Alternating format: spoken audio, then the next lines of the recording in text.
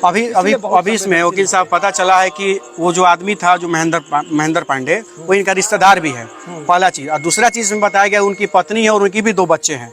तो कहीं ना कहीं से तो अन्याय उस 2 बच्चों के साथ भी हुआ है, उनकी पत्नी के साथ भी हुआ है। इसमें उसमें एक बच्चा विकलांग भी है, दिव्यांग भी है।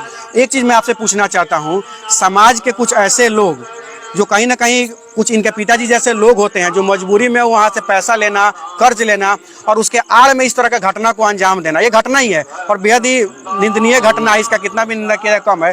तो इस तरह कंडीशन अगर उत्पन्न होती है समाज में तो ऐसे ऐसे लोगों को क्या केवल अरेस्ट करके जेल भेजना ही उतना ही जरूरी है कि उसके आगे भी होना भी चाहिए इसके लिए? देखिए, बहुत अच्छा और जेन्युइन प्रश्न है। जब कभी भी अन्याय हुआ है समाज में तो अन्याय तो बहुत लोग सहते हैं और कुछ लोग सहायता के लिए आते हैं। आप लोगों को मैं एक बात बता देना चाहता हूँ, सर ने जो सहयोग किया है, हम भी आप लोगों को यही कहना चाहते हैं कि लोअर कोर्ट में इनको केस लड़ने के लिए जो भी आर्थिक मदद की जरूरत होगी, सर तो हाई कोर्ट के लिए हमको चिंता नहीं है, सर तो हाई कोर्ट के लिए अवेलेबल है, काफ़ी है। इनका जो व्यक्तित्व रहा है, किसी मामले में जो बढ़ चढ़ कर वहाँ पहुँचते हैं और इस चीज़ को अपनापन समझ के जो उसको कैच करते हैं और उनको न्याय दिलवाने का जो एक दो नहीं, हम कम से कम लगभग आधा दर्जन से ज़्यादा मामला सर का देख लिए हैं कि वहाँ पहुँचते हैं और वहाँ पे उनको न्याय दिलवाने का काम करते हैं, न्याय दिलवाते भी हैं। तो अगर सर ऐसा काम कर सकते हैं, आगे बढ़ सकते हैं, तो हम लोग जैसा समाज सेवी क्यों नहीं कर सकता है? तो मैं आप सबको यहाँ कर रहा हूँ कि चाची यहाँ लोअर कोर्ट में केस लड़े जब भी पैसा के खर्चा हुई, हम अपन फोन नंबर दे दी, तारी पे फोन रहुआ हमरा के दे दी और मैं हमहू मदद करम। आ कुछ लोग से बिना कुछ कह ले वो इनका पे फोन नंबर पर हमरा से जितना हो सकी उतना मदद इनके अकाउंट में हम करावे की यहाँ से हम घोषणा करतनी। ओकर अमाउंट हम ना बताम, लेकिन ओकर मदद होई और ढंग से मदद होई ताकि इनका लड़े में पैसा बाधा ना बने। कि कानून जब साथे बा तो पैसा बाधा बने तो हमनी का ना दे। इतने हम लोगों ने सवाल है मेरा जी। आए दिन हम लोग फील्ड में घूमते हैं और कहीं ना कहीं दहेज प्रथा को लेकर के, भ्रूण हत्या को लेकर के और बाल विवाह को लेकर ऐसे कुरीतियों बहुत दीदी आपने बहुत अच्छा सवाल पूछा है और मैं चाहता हूं कि सभी लोग इस सवाल का जवाब अच्छा से जरूर सुन लें। अगर दहेज प्रथा रुकना है तो हर बेटी के बाप को यह सोचना होगा कि हमारी बेटी के लिए काबिल लड़का कौन है। केवल अगर डॉक्टर खोजिएगा, इंजीनियर खोजिएगा और पढ़े लिखे बड़का बड़का बिजनेसमैन ही खोजिएगा तो वहाँ दहेज का डिमांड होगा। और जब आप ही जमीन बेच करके पैसा देने के लिए तैयार रहिएगा तो आपसे दहेज कोई मांगेगा कि नहीं मांगेगा? तो वहाँ इस समाज को भी मानसिकता बदलनी होगी कि नहीं होगी? समाज जब काबिल लोगों को देखने लगेगा तो दहेज रूपी दानव अपने आप समाज से खत्म होने लगेगा। मैं गलत बोल रहा हूं तो कहिए।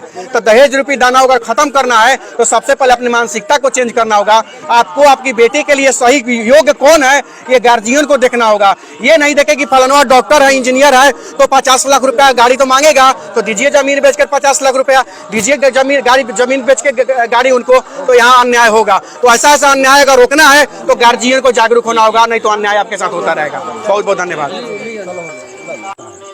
जो भी प्रकरण इसमें हुआ है तो इससे आप एक चीज समझ लीजिए कि बच्चा कहेगी कि हम अपनी मर्जी से चले गए, ये चले गए, उससे कोई नहीं। सिंपल है कि उनको अवेयर होना चाहिए था।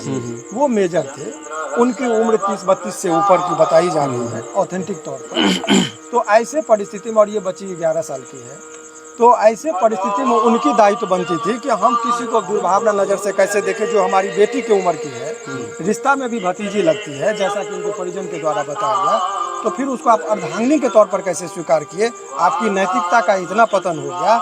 और इस तरीके का चीज़ों को यदि समाज में बहिष्कार नहीं होगा, उसका प्रतिकार नहीं होगा, तो हर घर में बच्चे हैं, हर घर में माँ है, हर घर में बहन है, उनके इज्जत का रक्षा कौन करेगा? अभी इसमें वकील साहब पता चला है कि वो जो आदमी था जो महेंद्र पांडे वो इनका रिश्तेदार भी है, पहला चीज। और दूसरा चीज में बताया गया उनकी पत्नी है और उनकी भी 2 बच्चे हैं। तो कहीं ना कहीं से तो अन्याय उस 2 बच्चों के साथ भी हुआ है, उनकी पत्नी के साथ भी हुआ है। इसमें उसमें एक बच्चा विकलांग भी है, दिव्यांग भी है। एक चीज मैं आपसे पूछना चाहता हूँ, समाज के कुछ ऐसे लोग जो कहीं ना कहीं कुछ इनके पिताजी जैसे लोग होते हैं जो मजबूरी में वहाँ से पैसा लेना, कर्ज लेना और उसके आड़ में इस तरह का घटना को अंजाम देना, ये घटना ही है और बेहद ही निंदनीय घटना है। इसका कितना भी निंदा किया कम है। तो इस तरह कंडीशन अगर उत्पन्न होती है समाज में तो ऐसे ऐसे लोगों को क्या केवल अरेस्ट करके जेल भेजना ही उतना ही जरूरी है कि उसके आगे भी होना भी चाहिए इसके लिए? देखिए, बहुत अच्छा और जेन्युइन प्रश्न है। जब कभी भी अन्याय हुआ है समाज में तो अन्याय तो बहुत लोग सहते हैं और कुछ लोग सहायता के लिए आते हैं। बिल्कुल। तो ये जो इसके साथ इनजस्टिस हुआ है इनको न्याय दिलाने के लिए आप जितने मीडिया कर्मी आए, अनिकेत जी जैसे नौजवान आगे आते हैं, तो अन्याय को हम लोग होने नहीं देंगे और हम लोग पूरी तरीके से इस बच्ची के साथ हैं और जहां तक यथासंभव न्यायोचित जितना भी कार्य होगा हम लोग वो कार्य को करेंगे।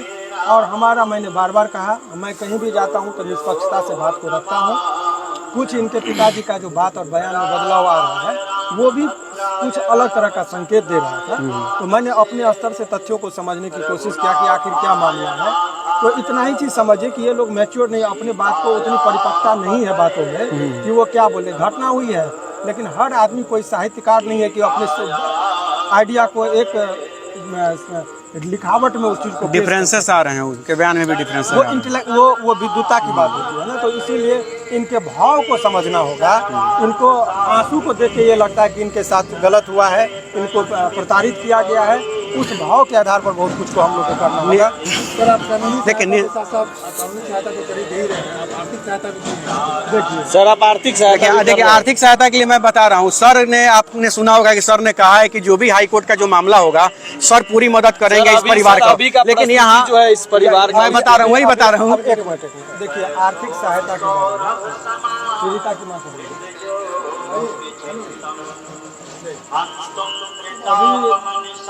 देखिए किसी भी व्यक्ति का, चूंकि आप, मैं ये नहीं चाहता था कि मीडिया के सामने बात है, यदि मैं इनको पैसा दे के फोटो खिंचाऊं तो इनके गरीबी का मजाक है। बिल्कुल बिल्कुल, और मैं वो चीज़ नहीं करता हूँ।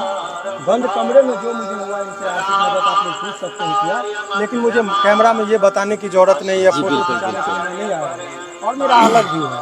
तो आप लोगों को मैं जितना सक्षम हूँ, अभी कोर्ट जाना होगा इनको, तो सभी लोग तो आएंगे, लेकिन इनकी आर्थिक सहायता कौन करेगा? कोर्ट तक नहीं पहुँचेगी तो इस बच्ची को न्याय कैसे मिलेगा? तो इसके लिए जो भी मुझे लगा मैंने इनको आश्वासन दिया और कुछ किया। बाकी यही बताएंगे आपको कि इनको क्या मिला नहीं मिला, बताएंगे। लेकिन सर एक बार पूछ लीजिए, इनके पिताजी जो है, लड़की के जो पिताजी हैं वो उस प्रकार से नहीं है, खाते कमाते हैं जैसे तैसे उनका घर चलता है। लेकिन माँ एक ऐसी थी जो थाने में दौड़ लगा रही थी, थाने का चक्कर लगा रही थी 3 महीना से और पीड़ित थी। तो एक दिन हमारी मुलाकात इनसे हुई और इन्होंने बात अपनी रखा हमारे सामने। फिर एक दिन हम इनके घर पे आ करके इनका पूरा बायोडेटा लिया, अगल बगल से पूछा, तब लगा कि जो महेंद्र पांडे जी हैं इसको बेटी बना करके ले गए, क्योंकि कुछ रिश्तेदारी लगती है, तो रिश्तेदारी में आना जाना सबका लगा रहता है। तो बेटी बना करके लेके गए और इस प्रकार से उनको पत्नी बना लिया, घर के बंद कमरे में मांग में सिंदूर भर दिया। और जब हमने देखा तो बाकायदा एक औरत की तरह रह रही थी। इसके लिए क्या करेंगे? यही अपराध है, यहीं से अपराध शुरू हुआ है और यही बात के लिए आजीवन कारावास से 20 वर्षों तक का सजा का प्रावधान है। और देखिए, यदि वो गलत किया, समाज में अच्छे लोग भी हैं, बुरे लोग भी हैं, आखिर थाना क्यों बना, जेल क्यों बना?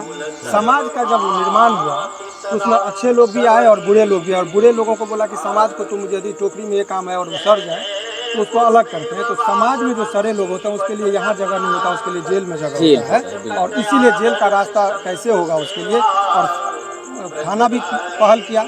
हालांकि शुरुआती दौर में ये बात बताई जा रही है कि थाना ने इग्नोर किया, तो अब उस पर मुझे इसलिए कोई टिक्का टिप्पणी नहीं करनी कि मैंने उस चीज़ को बाद में तुरंत एक्शन लिया है। लेकिन आप लोगों के सहयोग से आज के वर्तमान परिस्थिति में वो व्यक्ति जेल में है, तो वो पर्याप्त है।